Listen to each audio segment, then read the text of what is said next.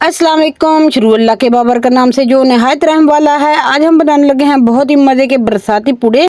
इसकी रेसिपी हम बनाने लगे हैं बहुत ही आसानी से, जो घर में हम बना सकते हैं, जो ये पुरानी नानी दादियों के ज़माने से बनती आ रही हैं। तो शुरू करते हैं। बिस्मिल्लाहिर्रहमानिर्रहीम।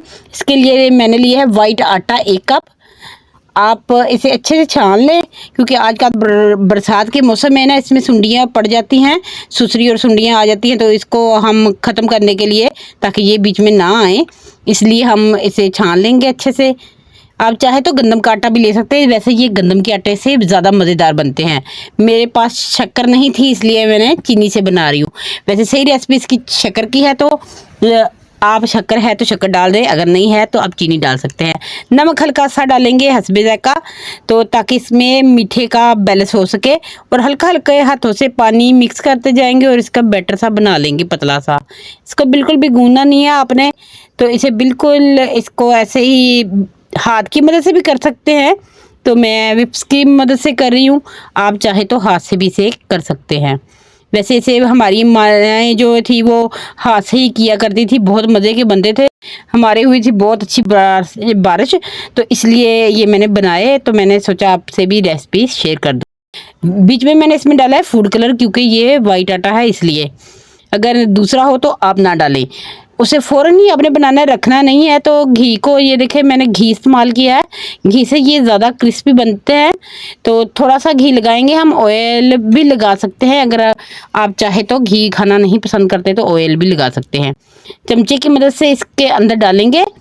ये मैंने 1.5 चम्मच के करीब इसको डाल दिया है। इसे पतला करेंगे, चम्मच की मदद से ही इसको पतला करना है, इसे मोटा नहीं रखना। ये पतले पतले होते हैं, बहुत मज़े के लगते हैं। तो ये देखिए जी, इसको सबसे ज़्यादा इसका मुश्किल काम जो है ना, इसको पलटना होता है। वो भी मैं आगे चल के आपको बताऊंगी कि इसको कैसे पलटा जाता है, क्योंकि अगर आप इसको पलटने लगे तो ये टूट जाते हैं। ये देखिए 2 चम्मच की मदद से मैंने इसको पलटा है, तो बहुत आसानी से ये पलटा जाएगा। अगर आपके पास नॉन स्टिक है तो बेहतर, अगर नहीं है तो ये तवे पे भी बनते हैं। हमारी अम्मी जो बनाती थी वो तवे पे ही बना दिया करती थी। मेरी ख़ास तौर पे ये नानी अम्मा बहुत मज़े की बनाती थी, तो मुझे बहुत पसंद थे। तो अब ये मेरे घर में भी बहुत पसंद हैं। जब भी बारिश होती है तो हम ये बनाते हैं।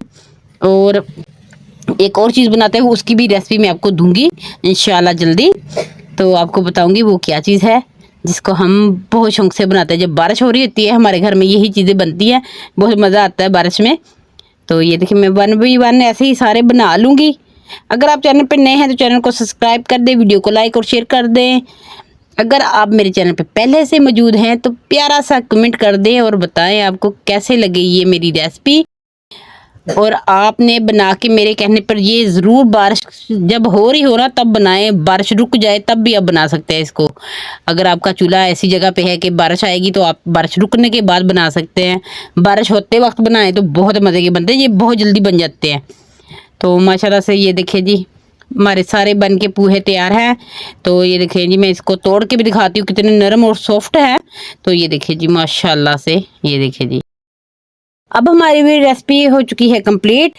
दुआओं में याद रखें, मुझे दे इजाज़त। अगली वीडियो तक के लिए अल्लाह हाफिज़।